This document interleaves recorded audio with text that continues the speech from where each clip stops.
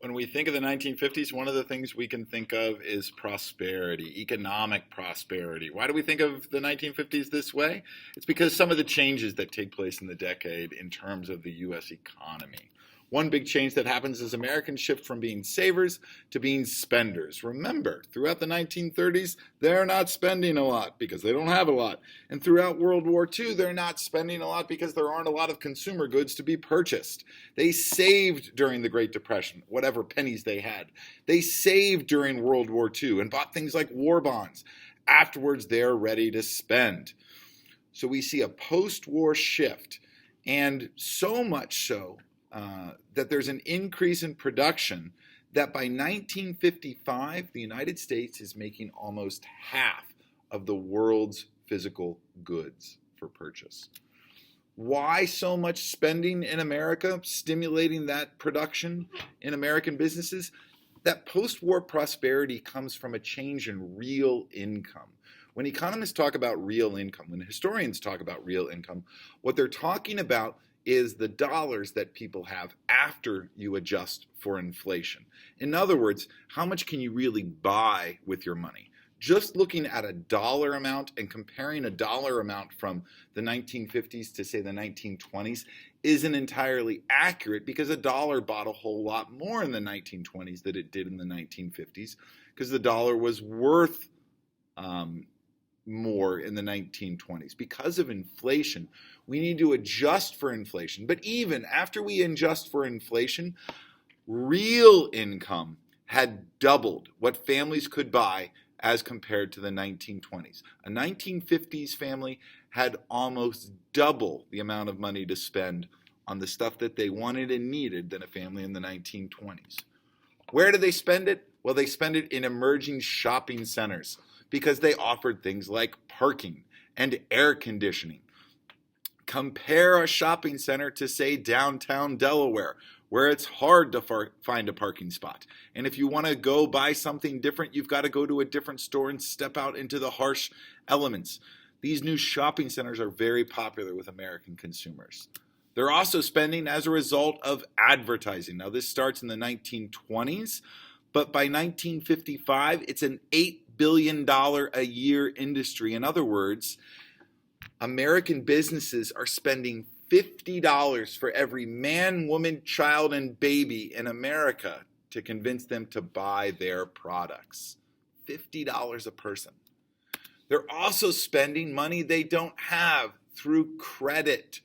This starts with charge cards in stores where you have an account with a department store, and basically when you use that card, you're getting a loan from that business. And then it expands with credit cards like the American Express card, the first one in 1958, that offered consumers the ability to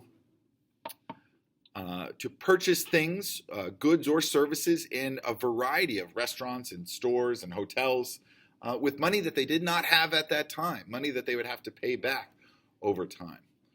Americans are also spending a whole lot more because of something known as planned obsolescence. It's a marketing strategy really leveraged by businesses in the 1950s. The idea is to get Americans to desire to own something a little newer, a little bit better, and a little bit sooner than they actually needed a new thing. Think of the fashion industry that introduces new fashions every season. Your old clothes are not done away with. It's not like they're no good. It's not like they won't cover your body and keep you warm after one season, but they're out of style. Automobile industries take this idea of planned obsolescence and run with it, with cars changing style every single year. Maybe those hubcaps get a little bit shinier and a little bit more decorative. Those tail lights get a little bit more extravagant. And now, all of a sudden, your 1949 Mercury doesn't look as good because your neighbor has the new 1950 model Mercury. The best example we can see of this today is in smartphones. There's really not a huge difference if you look from year to year to year. Now, if you look at the left end and the right end of this picture, they are dramatically different. But how many people get a new iPhone every single year, or like me, every 2 years, when really it's just a marginal upgrade? Changing topics, another big change that occurs in the economy in this time period is we see a shift from an economy that makes primarily goods to one that more and more is providing services. At the beginning of the 1950s, old industries like steel and making appliances and automobiles are big employers in America. But as the 1950s progress, we're going to see the growth of service industries like the fast food industry. And the fast food industry is really helped by an innovation known as franchising, where a business owner makes an agreement to operate a business that carries a larger company's name and sell its products. And in exchange, they pay a fee to that parent company, McDonald's, to use their products, to use their name, to benefit from their advertising. But they are selling a product that consumers already trust. So franchises are a big important part of the American economy in the 1950s and moving forward in fast food industry, but also in motels with things like Holiday Inn. Every Holiday Inn around the company or around the country probably has a separate owner. The Holiday Inn parent corporation provides them with supplies and training and legal and accounting services, but those individual owners pay the Holiday Inn parent corporation to use their name. Somewhat related to that shift from goods to services, we also see a shift from blue-collar to white-collar jobs. When the 1950s start, more Americans are employed in blue-collar jobs, working in factories, producing goods. These are jobs that pay hourly wages. These are people that we would be considered part of labor, and they might be organized into a union. And things were good for blue-collar workers in the 1950s. They receive wage increases from what's called a cost of living index.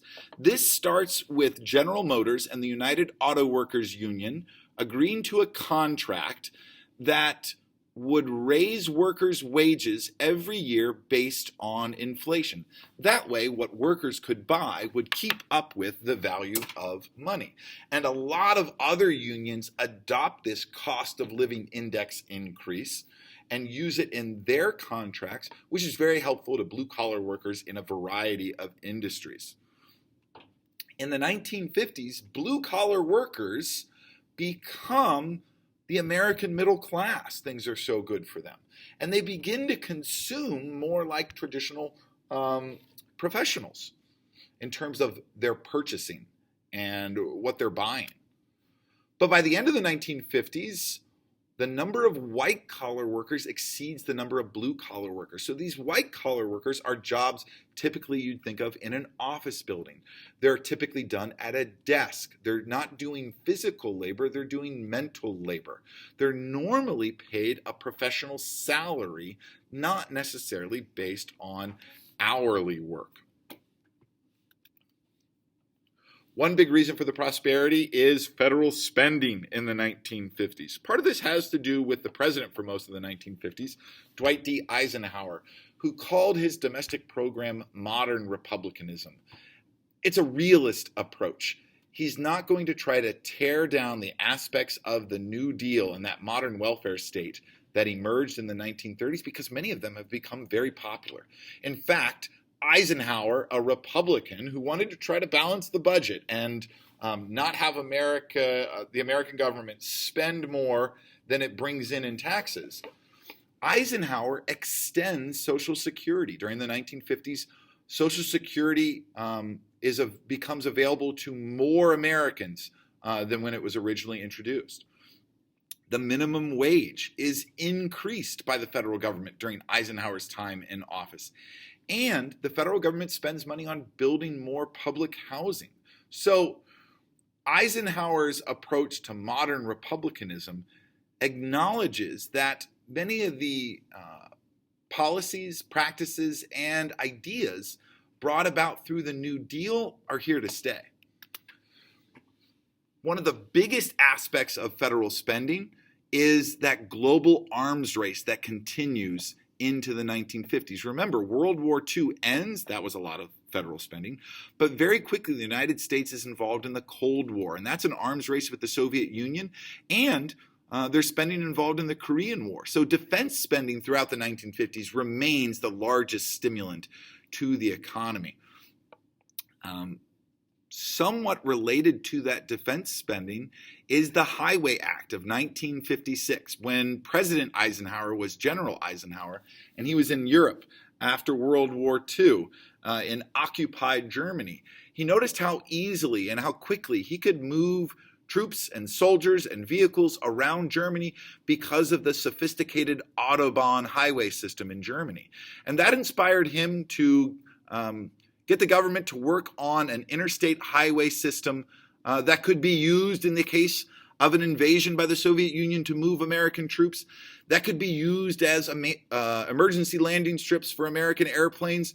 But really, the interstate highway system that's built with the Highway Act of 1956 is designed to link all the major cities in the United States. It's going to be paid for by taxes on fuel and tires and cars. It's going to lead to a massive increase in jobs and a booming of the trucking industry and the motel industry and the gas station industry and the fast food industry. And it's going to facilitate further the growth of those suburbs along the outskirts of American cities. On the negative side, it's going to lead to a decline for railroads as they're now competing even more with the emerging trucking industry. It's going to lead to a decline in support for public transport, the kind that Americans in poverty, Americans in urban areas rely on. And it's really going to be, and this wasn't foreseen at the time, but really going to be detrimental to the environment as more and more Americans own their own cars and travel individually. That's just more and more pollutants put into the air, more and more land torn up for highways being built. Another reason for the prosperity of this era are the technological developments of the era. Military-related research from First World War II and then the Cold War is going to lead to emerging consumer products in industries like chemicals, and that includes plastics, in industries like electronics. The electronic inventions that are created for the military are eventually disseminate out into consumer society. Think about like the radio 50 years earlier.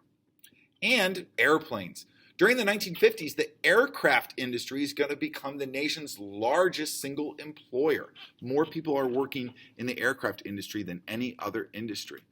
It's also new technology, including computers, that are going to increase the productivity. It won't be very long in the 1950s until we have factories becoming more and more automated. So overall, economically, and it's important to remember that these successes are not shared equally by all Americans, but the economy sees growth with low inflation. It sees a decline in federal deficits, the difference in spending versus revenue by the government. Per capita disposable income triples over the course of the 1950s. And again, that real income difference that we saw compared to families in the 1920s leaves Americans with the highest standard of living in the world by the end of the 1950s.